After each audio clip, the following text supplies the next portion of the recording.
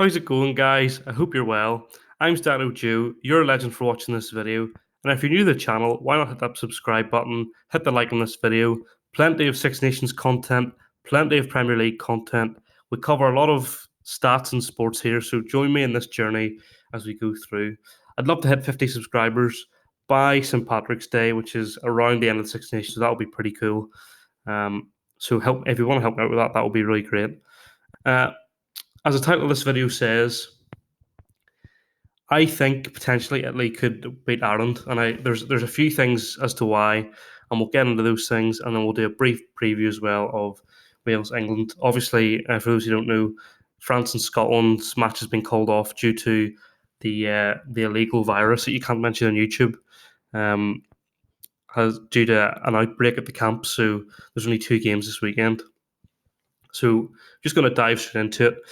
If you're looking for the analysis as I talk about, I'll mention last week's video a bit. So if you hit the I button there, it'll take you to my video last week, and I did an in-depth analysis of some highlights and some of the styles of play. So if you're looking for that, then go check that video out after this one.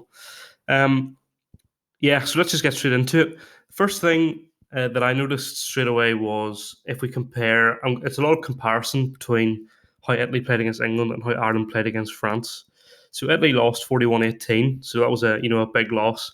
Ireland only lost 15-13, so it was a tighter game. But there's a lot of things that just seem to favour Italy in a way, and it makes them seem that they could do a bit of a job. First thing to look at is time in opposition 22, right? So they spent just under 2.5 minutes, and they got 2 tries in that time they were there. Ireland spent 2 minutes and 50, so they spent 20 seconds longer, 21 seconds longer, but only got 1 try. So the first thing that I think about that is obviously, yes, you can't make a direct comparison because it's 2 different teams. It's not a perfect experiment. However, what that says to me is that Italy are more creative than Ireland. They need less time in the opposition's 22 to score a try. They can get more points with less time in the opposition 22, and this is shown by points per visit to the 22. If you look at Ireland, they had 1.75, which was more than France, so they didn't get as much time in the French 22. But Italy, they managed 2. So Italy had a 0.25 points more per visit to 22 than Ireland did. But this doesn't just go one way, this goes both ways, because worryingly, from an Italian defence perspective, England had only 4 minutes in the Italian 22, but scored 6 tries. So that's a try every 40 seconds that England spent in the Italian 22. So there is that side of the Italian team, and we think we've always known that their defence isn't particularly amazing, especially in the last 30 minutes of the game. That's something to really look out for. I think that's going to be really key. I think the first half is going to be really, really tight.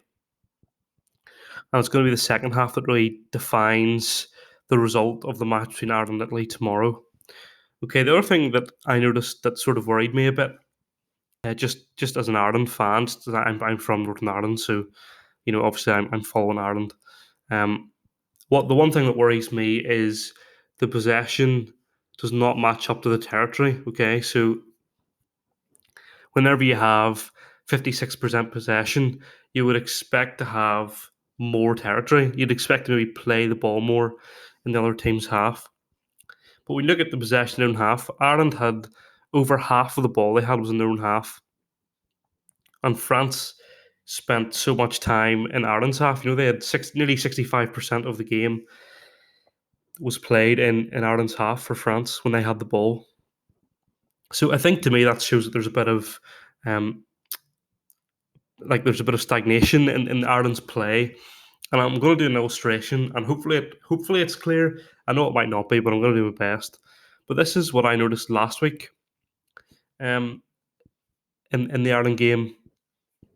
And I mentioned this in the video, and it's just something that I've noticed more and more. More and more I dive into it and analyse this, the more and more I see this. So let's say this is the ruck, okay, and Ireland have the ball, and the scrum half takes the ball out from here, and he plays a pass back to Ireland player here. Yeah, he's very, very happy, okay. There's maybe 2 defenders here and here. So the play that Ireland do is they pass the ball out of this ruck, they pass the ball, and they just take the ball into the tackle, and then they rinse and repeat. So it's just a constant take the ball, take the tackle, go. But if they don't do that, then they also kick.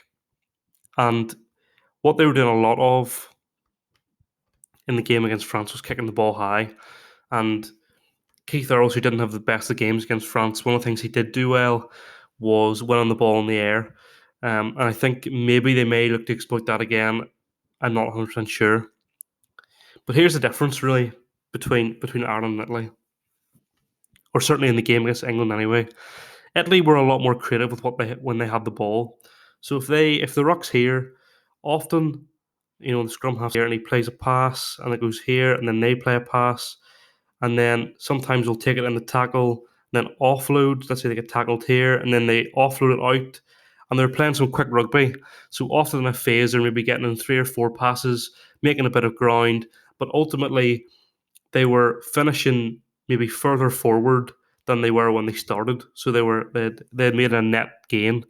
Ireland, a lot of the time, they either seem to stay in a straight line like this, and they're sort of playing and they meet this straight line, or there's a bit of like they play it back and they make a bit forward and then they go back a bit and then they go forward a bit, and then they're not really making any net gains overall because they've started here and they've ended up here, so they haven't really made any ground. And this is over, let's say this is 6 phases, for this play. And I think that's something that worries me a bit watching Ireland. There's just not enough creativity in the team. They don't seem to have that flair that other teams have. And I certainly think that's going to be an issue in the game on Saturday. So my overall prediction, this is really tough. I don't know what to predict for this game. If I'm thinking about it logically, I think the first half, if Italy want to win the game, they need to win the first half by a considerable margin because they've always struggled in the last 25 minutes of the game. But I think what's going to happen is I think Ireland will score 4 tries and Italy will score 2, and I think it'll be quite tight. But I think eventually Ireland will win eventually. That's my prediction. Now, the other game on Saturday is England versus Wales, and we talked a bit about this in last week's video. Again, it's in the eye above my head, so if you want to have a look at that, then do so. But I mean, some really worrying stats from a Welsh perspective in terms of possession was poor, territory was even worse. Most of the ball in their own half. But the big one, and this is massive, 4 points per visit to Scotland's 22, and they only spent a minute and 30 seconds in the Scotland 22. It was a mad game, obviously 25-24, and obviously it was defined by the red card, and I think that's both of the Wales games have been defined by a red card. I don't think they're going to get that lucky again, to be honest. I don't mean lucky in a disrespectful sense. I just mean in terms of the game swung in the Welsh favour whenever the opposition had a player sent off. I do think England will be too much for them. I think England need to react. They haven't played very well recently. They didn't even play that well in the Italy game at the start, so I do think we're looking at an England win. I think Wales have done really well to win their 2 games, and they certainly did better than I expected. I had Wales down to finish 5th, and I think Ireland will finish 5th. And I think that England will beat Wales by 10 points. So yeah, they're my predictions. Let me know what you thought.